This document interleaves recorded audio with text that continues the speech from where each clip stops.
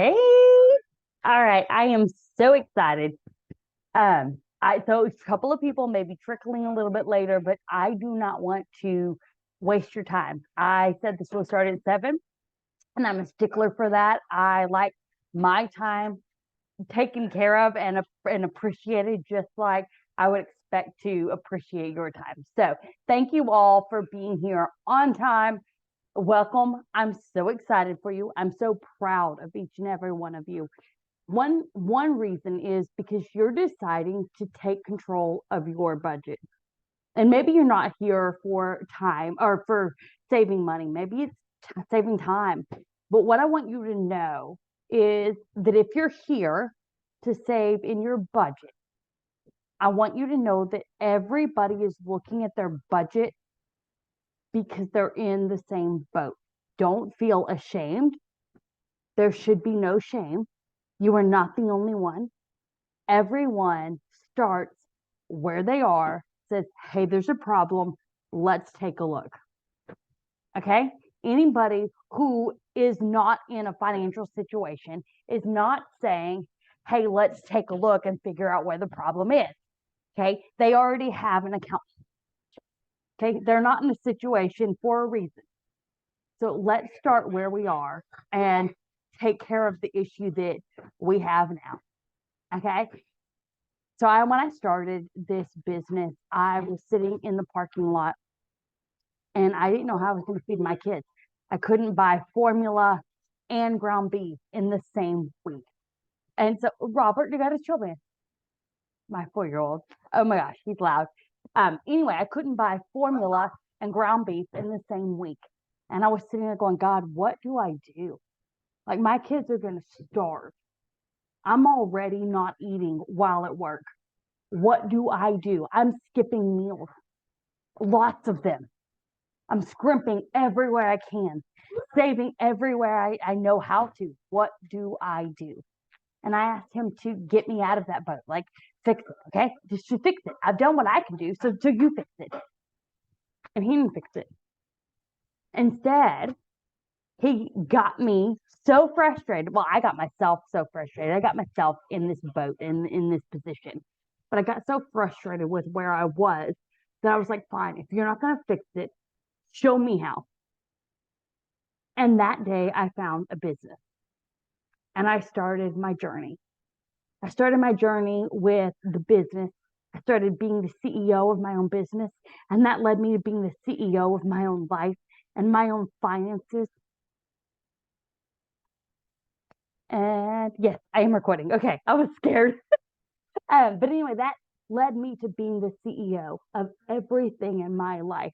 If my time is wasted, I'm the CEO. It's my job to put it where it needs to be. If my finances are messed up, I'm the CEO of my finances. I need to put them where they need to be. Now, there are things that Brandon and I have to discuss. Like, that isn't, I'm not saying instead of a guy or instead of somebody else. I'm saying if there's a problem and I have a problem, then I need to figure out how, even if that means me going to a person and saying, hey, I need help. I'm stuck. Does that make sense? The point is, we have to be the CEO of everything. And what's really cool is we were designed to be the CEO of everything. We have been too, we've had too much water added. Okay, we've just made things really, really easy. If we don't like it, we zone out on TV. If we don't like it, we shove our problems down with food. And this isn't a problem as in, hey, I knew this was happening, so let's do it this way. It's what's been happening. Everybody says, oh, you don't feel good today? Have a donut. Oh, you don't feel good today? Watch the show. Oh, you don't feel good today? Stop at McDonald's. Stop at the gas station. Stop at Wendy's. What other billboards do you see? If you drive 5 miles to work, you probably see about 5 or 10 billboards. And it's either for a diamond ring or, something to lose weight or something to put weight on. It's a fast food joint or a gas station. Okay, you're programmed with all this stuff, and you don't even know that that's what's happening because it's so blatant and in your face, and you don't have time to stop and take 5 minutes because we're so accustomed to just running, running this rat race all the time that we don't stop. There's so much more peace out there when we just stop and become the CEO of our life. Now, as the CEO, that's up to me to say, hey, I have time for God, or I have time for my kids, or I have time for my spouse, or I have time for myself, or I have time for my house. I'm the CEO. I don't get to blame anybody else. It's no one else's fault. If I didn't lose weight, it's not, and my friend did, it's not because the medicine or the pill or the diet or whatever, the gym didn't work. It's because you chose not to work to do it. And that's not anything to bring you shame. Like, now that we know where we are, let's start from where we are. Okay? The only difference between somebody who does something and somebody who doesn't is one actually set out to try. Even if you fail, you don't fail unless you don't fall forward. You don't learn from it, or you don't try again. There may be things you have to stop and go another way, but that doesn't mean you gave up trying. Running scared, saying, I don't do that because one time, that's giving up. But if you gave it a true shot and you gave it your all, then there is no failure. Because I promise you, you fell forward or you learned from it so that you didn't fail. Either way, you benefited from it.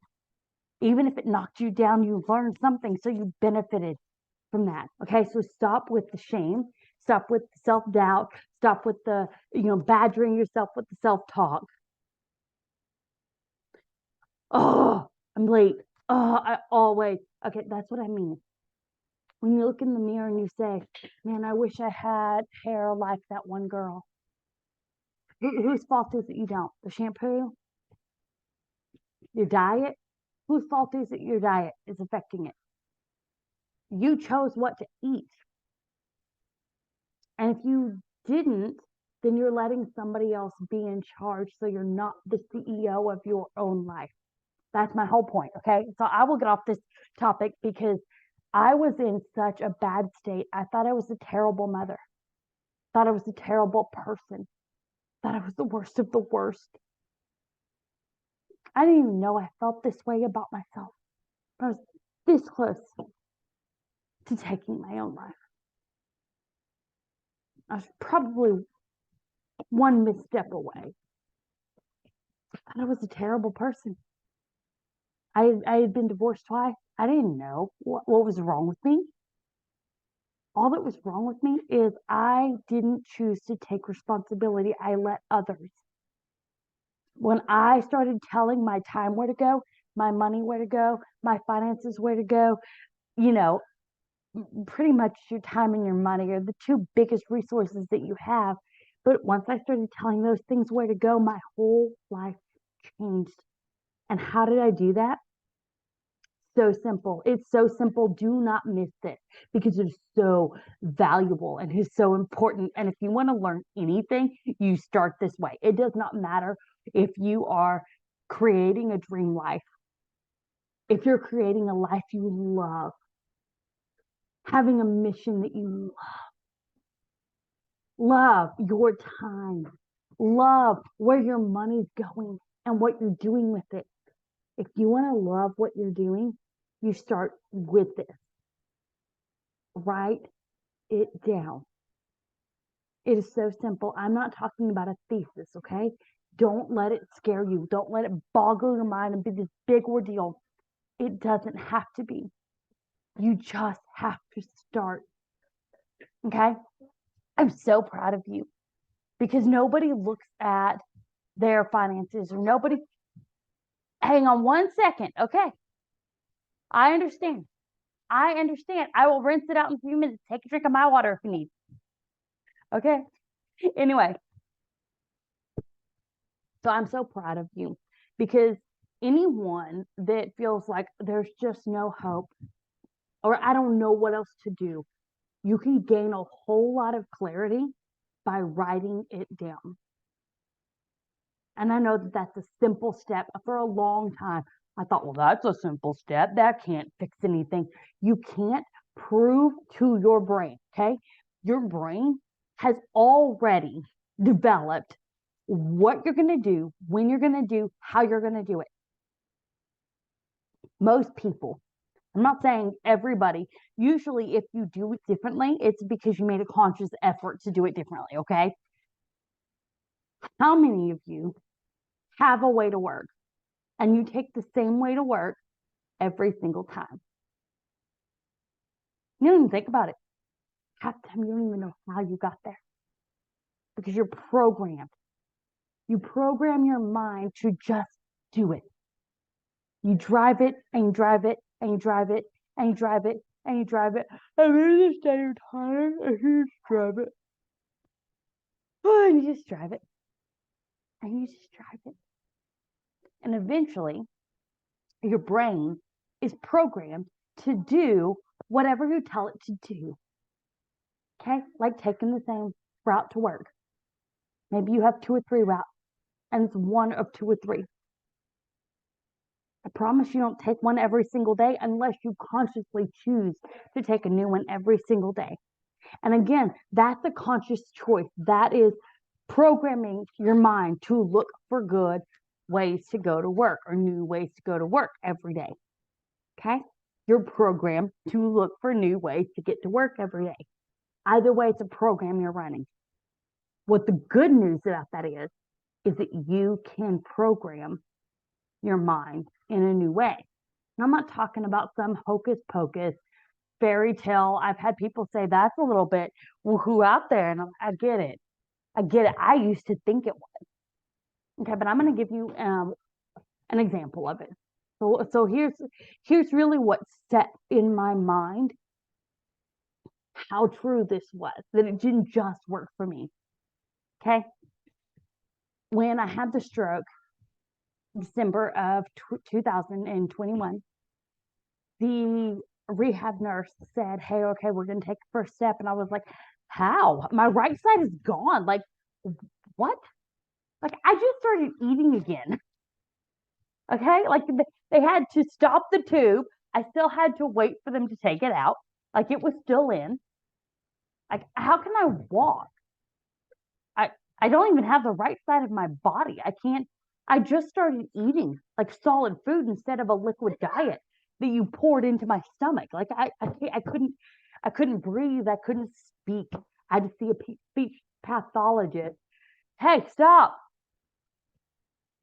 Just to see if I could swallow right. Okay, like I was really weak after the stroke, and this went on for months. Like I had to relearn a whole lot of things. Like when I came home, I couldn't take a hot pan out of the oven because they weren't sure if I would touch it, not feel it, and then drop it because they didn't know if I had the muscle for it. They didn't want me to use a knife because they didn't want me to hurt myself because I didn't have the muscle to hold it correctly and stabilize it. Kind of like a child using it. They even told me that I could get a knife that sawed so I could use both hands so I had a little bit more stability. Like there were options, but they weren't even sure that I could do that. So the rehab nurse told me, hey, we're going to have you walk. And I was like, right side of my body's gone. Like, what the heck? So my brain immediately, they had to have seen the whites of my eyes because I was like, And I finally told the nurse, I was like, hey, Robert, stop. Robert, stop. Anyway, so the rehab nurse, I finally told her, I said, look, the right side of my body's gone. I can't walk. I'm in a hop. I don't know how to walk. And she's like, I understand that, but look down and see your right foot. And I looked down and my right foot was still there. To my surprise, my brain didn't even register that the right side of my body was still there. She goes, look at your right hand. I held it out, looked. I was like, that's weird. That was the weirdest feeling, that my brain was telling me it was gone, but it was still there. You know, when I worked in the hospital before, probably 10 years ago, and I was in administration. But anyway, I worked in the ER in admissions, and people came in that had limbs that were cut off and had been taken off for through surgeries and stuff like that, and they would still have these phantom pains, and their leg or their arm would be gone. And so I had never seen the reverse, though, where I thought it was gone, but it wasn't. Does that make sense? So anyway, she was like, it's still there. So every time you feel afraid of being able to walk, or you feel like you're going to fall because your leg's not going to catch or whatever, just remind yourself it's still there. Okay, it doesn't mean you're going to be able to take off running, but just try. It's like, all right, I'm putting a whole lot of faith in you. But it was really cool because every time I started to fall or lean, I would go, oh, and she'd catch me. But I'd also have my footing with my right foot there. It just wasn't strong enough to hold me up yet. So I had to remind my brain of how to hold me up. But I had to see it and tell my mind, I don't care what you say, I'm telling you it's there. And so what's really cool is we can reprogram our mind and build new pathways, just like I rebuilt new pathways. It was 6 months after the stroke before I got behind the wheel. And do you know why I drove for the first time? Because Brandon had had a heart attack. But I had been practicing on our side-by-side in the backyard, just practicing for over a month. And then all of a sudden I was like, okay, I got to do it. He's going to die on me. Like, I got to do it. But I knew how to do it because I practiced. So the point is, no matter what we set out to do, let's see, I can move my right hand. Same thing. The day I started 6th grade with Briggs, I was like, man, he's learning to read this year. It's going to be a really tough year. There's going to be some really touch and go moments. And how can I tell him to stick it out if I won't stick it out? So I flipped pancakes that whole day and got this motion back. God is so good. Like, God designed us this way, for it to work this way. So no matter where you are, you can start from where you are and just reprogram where you are. Okay? So that's really cool. And no matter what you're trying to do, if you're trying to gain a new habit, start a new habit,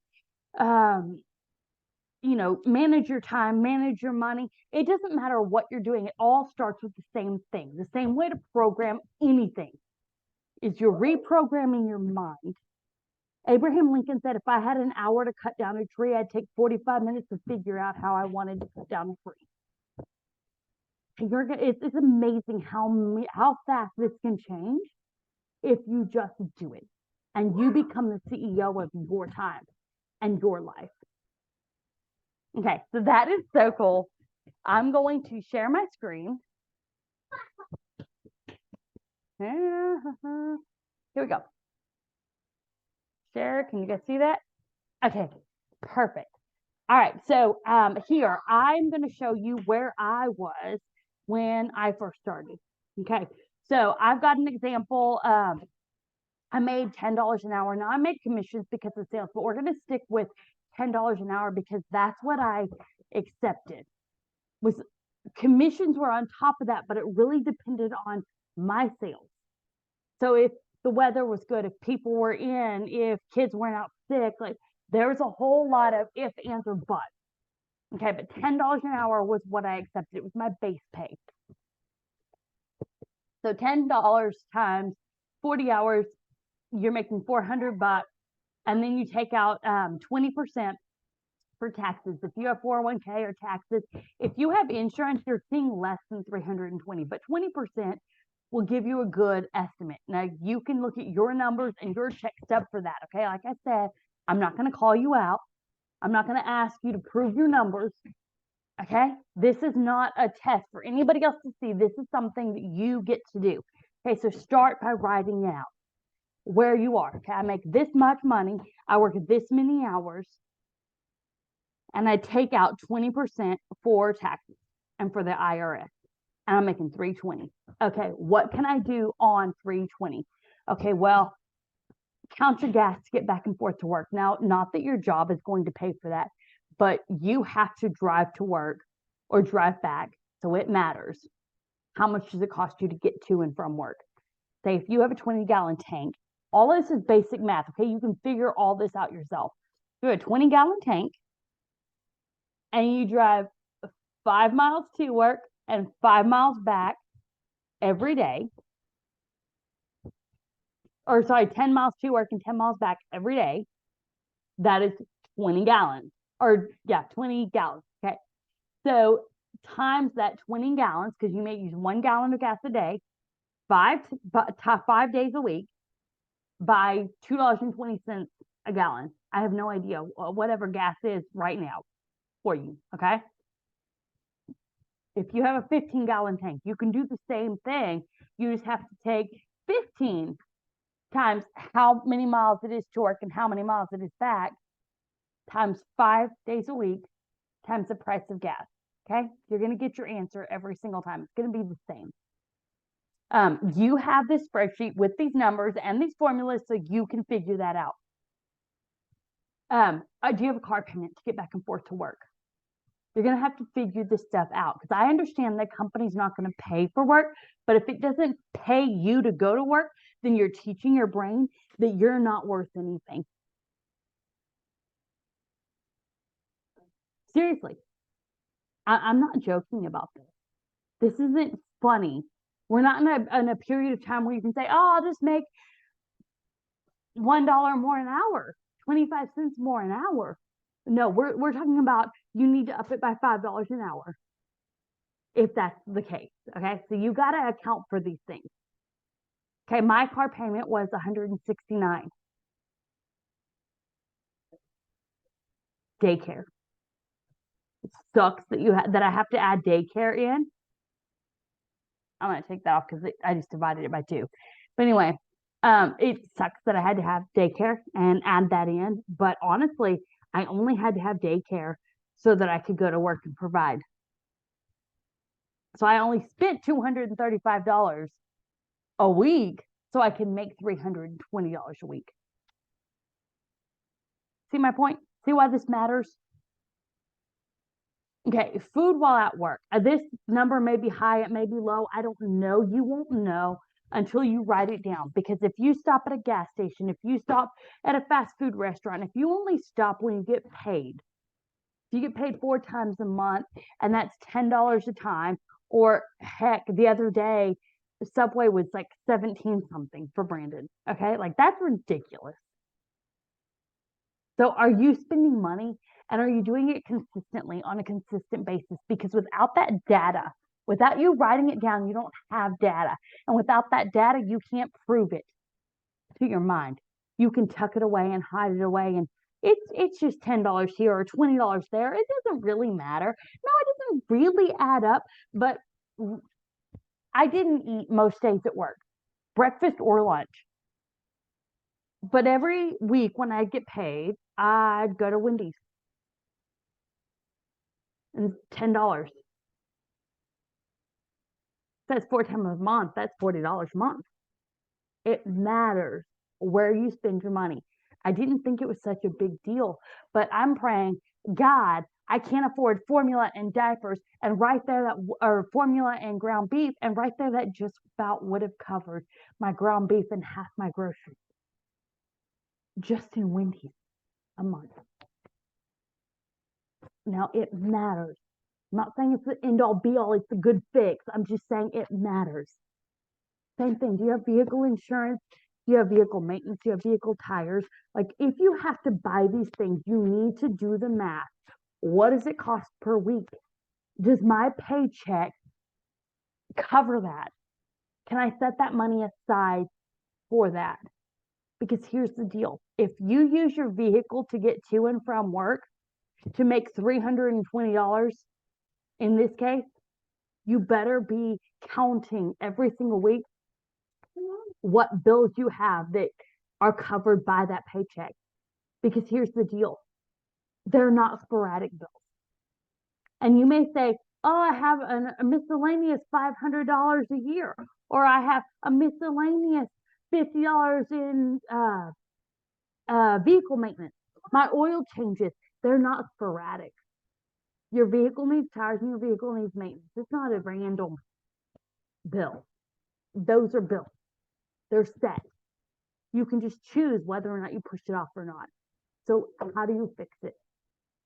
And if you don't make enough, because in this case, it cost me more to go to work. No wonder I felt like I was robbing from Peter to pay Paul. Because it cost me more to go to work than it did to be with my kids. And I didn't never get to see them. I was never with them. Same thing, easy way to figure this out without writing, specifics down, to be able to put it in monthly. You're going to be able to see, hey, my electric bill's $200. I make $300. My food and gas cost $150. Water, cost 50. Point zero. Okay. The water costs $50 a month. The insurance cost, you know what I mean? You can do all of this. You can put all the bills in. If say you need to make, 500 a month or 500 a week, does that cover it? I'm going to do, oh man, I'm just gonna take this one out. Here we go. Let's say, that's why. Okay. Because I'm putting it on the spot. Anyway, you can see that the beginning balance, this is your balance in your banking, okay? So say you have, oh my goodness, my keypad does not work. All right, so say you have $100 in your bank account and electric is only 100. Okay, then you know you're never in the red. You make great money. So where's the problem? You can write it down and say, hey, I'm spending this much to get back and forth to work. Or you can say, hey, it's all going to the gas station or a food, because it all adds up. But without you writing it down, you can't prove to your brain where it's going. You can't see it. When you see it in black and white, you can prove it to your brain. And that's when you can change. Okay? You can't change until you see it. Because I didn't have any idea that it was really $40 a month at Wendy's. Because here's the truth, $40 a month at Wendy's when my kids weren't eating. So who was more important, Wendy's or my kids? It's important for you to decide how much you're making, how much have you accepted, how much are you spending, and where's that money going? Because there's a reason that you feel like you're robbing from Peter to pay Paul. So do you need to make more money? I can help you with that. I have a training right after this at 8 o'clock in 30 minutes. Teach you about what I do. I can train you on how to do what I do. I offer one-on-one training. So if this is something that you want to make more money and not get a second job and use that extra time, because that's the boat I was in. I was looking for a second job and I couldn't figure out, daycare hours wouldn't cover it. Couldn't figure out how to do that and how to see my kids because I already didn't see them. So if you've been in that same boat, know that there's a possibility out there. There's a possibility for you to figure out through the data what you really make, what you really have, what you really can spend, and what's worth it. Do you want to see your kids? Do you want to feed your kids? Do you want to go on a vacation? Or do you want to stop at the gas station? Do you have the money to do that? Because it just depends on what you want to do. You need to be the CEO of your own ship, no matter if it's telling your time where it needs to go, or your finances where they need to go, your money where it needs to go. You get to be the CEO. And I love you guys, and I hope this helps, and I hope that this spreadsheet works well for you. If you need help with it, just let me know. I love this stuff. I love people being able to take care of their own lives and start their own process. It's one of my favorite things to see people who are in a mess or in a bind and all of a sudden go, it's like this light bulb moment. It just goes off in their head and they're like, I'm the problem. I can stop spending money here. I can stop spending money there. That $10 at the grocery store does matter because I do it 4, 5, 6 times a month. Dunkin' Donuts, it does matter. Starbucks, it does matter. What's more important? And once I saw the data, that really fixed things for me. But you may need to really hit rock bottom with it. Maybe you go, is my Starbucks worth it? Or is feeding my kids more important? Is my kids having a place to live more important? It's up to you. I can't answer that for you. And I love that I can't make a decision for you. If it was up to me, the whole world would operate the way I want them to operate. Believe me, I'd tell Brandon what to do. Now he just looks at me and goes, really? We can talk about something, but you don't get to just tell me. And I'm like, oh, okay. Guess the world still doesn't operate the way I think it should. I love that you get to decide that though. Because I can't make you do anything. I can't make you want anything. You get to do that. Don't let anybody do that for you. You be the CEO of your own life. I love you guys. I will talk to you later. I hope you have a wonderful night, a wonderful evening, and put this into practice. The first step is writing it down. It's so important. Just prove to yourself. Because if I hadn't told my brain I saw my right foot, it's still there, my brain wouldn't believe it. And I'd still be at a point where I can't walk. A year later,